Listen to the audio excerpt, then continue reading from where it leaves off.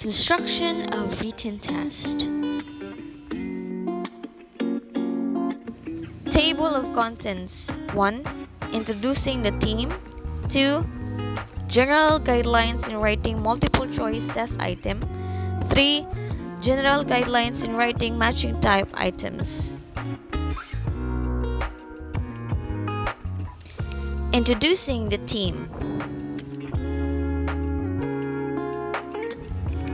This is our team. We have Kharel Sumicad, Vivica Tabelino, Corrine Enad, and yours truly, Geneva Villamor. What are the general guidelines in writing multiple choice test items? Writing multiple choice items requires content mastery, writing skills, and time. Only good and effective items should be included in the test. Poorly written test items could be confusing and frustrating to learners and yield test scores that are not appropriate to evaluate their learning and achievement. The following are the general guidelines in writing good and multiple choice items. They are classified in terms of content, STEM, and options. The general guidelines in writing good multiple choice test items in terms of content. First, write items that reflect only one specific content and cognitive processing skills. Sample faulty content. Which of the following is a type of a statistical procedure used to test a hypothesis regarding significant relationship between variables, particularly in terms of the extent and direction of association? A. ANCOVA. B. ANOVA. C. Correlation. D. T-test. Sample of good content. Which of the following is an inferential statistical procedure used to test a hypothesis regarding significant differences between two qualitative variables? A. ANCOVA. B. ANOVA. C. Chi-square. D. Mann-Whitney test. Second, do not leave unused statements from the textbook or other learning materials as test questions. Third, keep the vocabulary simple and understandable based on the level of learners or examinees. Fourth, edit and proofread the items for grammatical and spelling before administering them to the learners.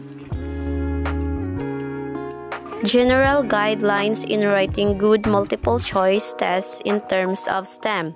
First, write the direction in the STEM in a clear and understandable manner. Sample faulty STEM. Read each question and indicate your answer by shading the circle corresponding to your answer. Sample good STEM. This test consists of two parts. Part A is a reading comprehension test, and Part B is a grammar or language test. Each question is a multiple choice test item with 5 options. You are to answer each question but will not be penalized for wrong answer or for guessing. You can go back and review your answers during the time allotted. Second, write stems that are consistent in form and structure. That is, present all items either in question form or in descriptive or declarative form. Sample faulty stem. First, who was the Philippine president during martial law? Second, the first president of the Commonwealth of the Philippines was blank. Sample good stem. First, who was the Philippine president during martial law? Second, who was the first president of the Commonwealth of the Philippines? Third, word the stem positively and avoid double negatives, such as not and except in a stem. If a negative word is necessary, underline or capitalize the words for emphasis. Sample faulty stem. Which of the following is not a measure of variability? Sample good stem. Which of the following is not a measure of variability?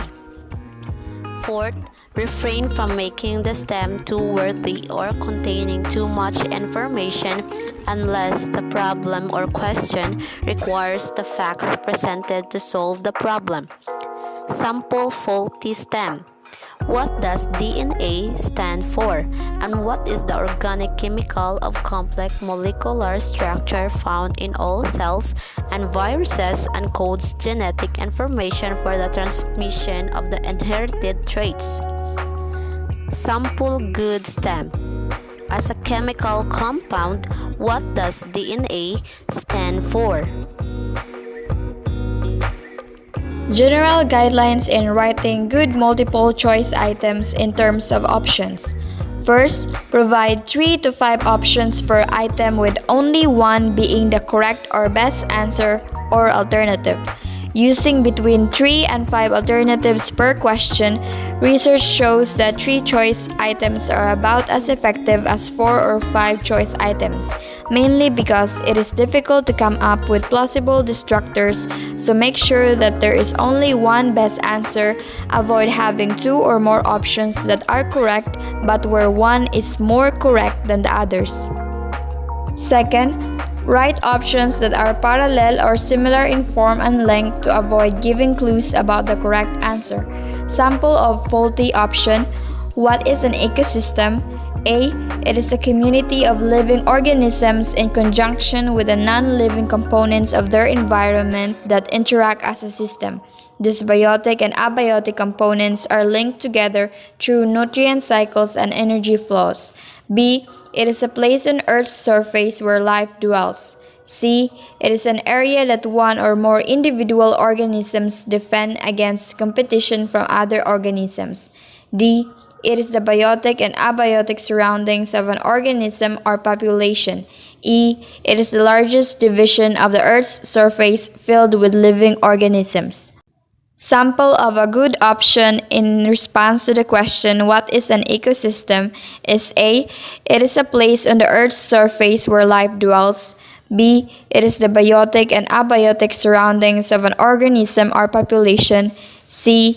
It is the largest division of the Earth's surface filled with living organisms. D. It is a large community of living and non-living organisms in a particular area. E. It is an area that one or more individual organisms defend against competition from other organisms. When testing for recognition of key terms and ideas, keep the destructors similar in length and type of language to test the conceptual understandings of students. Third, place options in a logical order, for example, alphabetical or from shortest to longest. Sample of faulty options. Which experimental gas law describes how the pressure of a gas tends to increase as the volume of the container decreases? In other words, the absolute pressure exerted by a given mass of an ideal gas is inversely proportional to the volume it occupies. A. Boyle's law. B. Charles' law. C. Beer-Lambert law. D. Avogadro's law. E. Faraday's law. In terms of good options in response to the question, it should be A. Avogadro's law, B. Beer-Lambert law, C. Boyle's law, D. Charles' law, and E. Faraday's law. Fourth, place correct response randomly to avoid a discernible pattern of correct answers. Randomly distributing the correct response is important. The exam should have roughly the same number of correct answers that are A's, B's, C's, and D's, or depending on the number of options per questions. Fifth, use none of the above carefully and only when there is one absolutely correct answer, such as in spelling or math items. Sample of faulty option. Which of the following is a non-parametric statistic? A. ANCOVA, B. ANOVA, C. Correlation, D. t-test, E. None of the above. Sample of a good option in response to the question, which of the following is a non-parametric statistic, is A. ANCOVA, B. ANOVA, C. Correlation, D. Mann-Whitney U, E. t-test. The option none of the above does not test whether the student knows the correct answer, but only that he or she knows the distractors aren't correct. Sixth guideline in writing option is to avoid all of the above as an option, especially if it is intended to be the correct answer. Sample of a faulty option: who among the following has become the president of Philippine Senate? A. Ferdinand Marcos, B. Manuel Quezon, C. Manuel Rojas, D. Quintin Paredes, E. All of the above. Sample of a good option in response to the question, who was the first ever president of the Philippine Senate? A. Eulogio Rodriguez, B. Ferdinand Marcos, C. Manuel Quezon, D. Manuel Rojas, E. Quintin Paredes. If all of the above is an option and students know two of the options are correct, then the answer must be all of the above. If they know one is incorrect, then the answer must not be all of the above. One way to do this is to make the distractors appealing and plausible. If the distractors are far-fetched, students will too easily locate the correct answer even if they have little knowledge. What are the general guidelines in writing matching type items? The matching test item format requires learners to match a word, sentence, or phrase in one column, or the premise, to a corresponding word, sentence, or phrase in a second column, also known as the response. It is most appropriate when you need to measure the learner's ability to identify the relationship or association between similar items. They work best when the course content has many parallel concepts. While matching type test format is generally used for simple recall of information, you can find ways to make it applicable or useful in assessing higher level of thinking, such as applying and analyzing. The following are the general guidelines in writing good and effective matching type tests. Number 1. Clearly state in the directions the basis for matching the stimuli with the responses. Example, a faulty one. Directions. Match the following. A good one. Directions. Column 1 is a list of countries, while column 2 presents the continent where these countries are located. Write the letter of the continent corresponding to the country on the line provided in column 1. Item number 1's instruction is less preferred as it does not detail the basis for matching the stem and the response options. Number 2. Ensure that the stimuli are longer and the responses are shorter. For example, this is a faulty one. Match the description of the flag to its country. On column A are the countries, while on column B are the description of the said countries. This is a faulty one. A good one. Match the description of the flag to its country. Look at column A. Column A contains the description, while column B contains the countries. Item number 2 is a better version because the descriptions are presented in the first column while the response options are in the second column.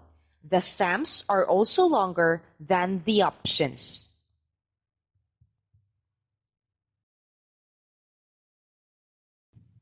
Number 3. For each item, include only topics that are related with one another and share the same information or foundation. Example, a faulty one. Match the following. On column A contains the countries, but notice number 5. It isn't a country. It is another information. On column B are the capital of the said countries on column A, but letter F is different from it. It is a year rather than capital of the countries. This is a faulty one. A good example. On the line to the left of each country in column 1, write the letter of the country's capital presented in column 2. Notice column 1. They are all countries, while column 2 are capitals of the countries on column 1.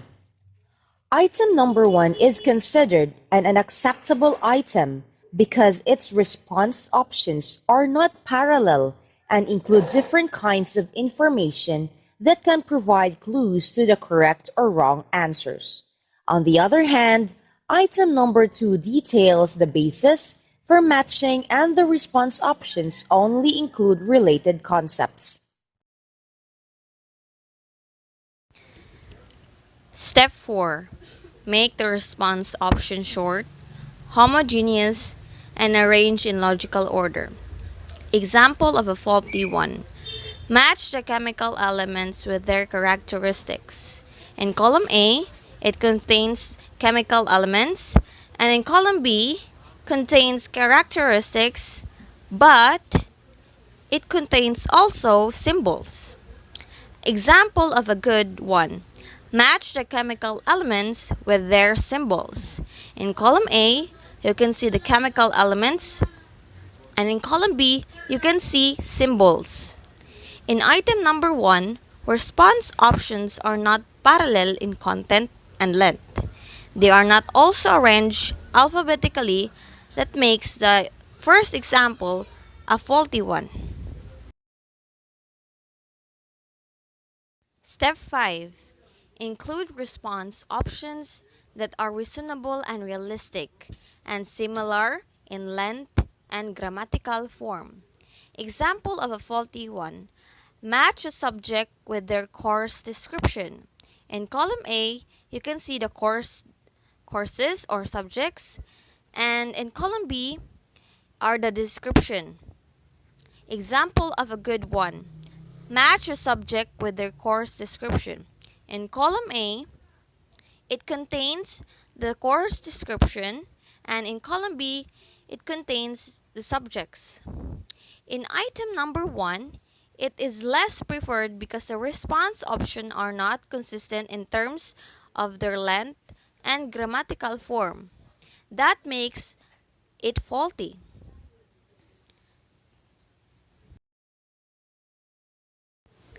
Step 6. Provide more response option than a number of stimuli. Example of a faulty one. Match the following fractions with their corresponding decimal equivalents. In column A, it has a 4 number of stimuli, and in column B, it has 4 number of options. Example of a good one. Match the following fractions with their corresponding decimal equivalents.